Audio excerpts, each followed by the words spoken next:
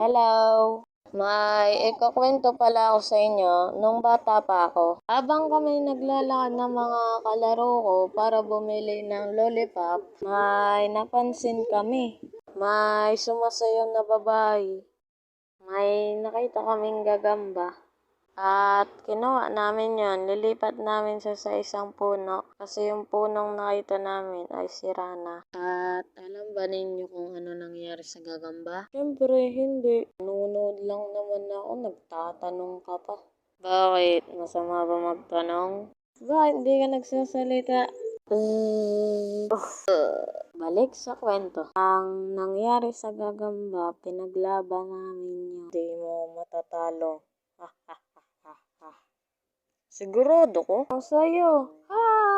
So, ayun. Natalo ko. Yan kasi, laban-laban mo pang gagamba. Wala kang pakialam. And the only thing I know is to love what I'm doing. Never give up, never slow.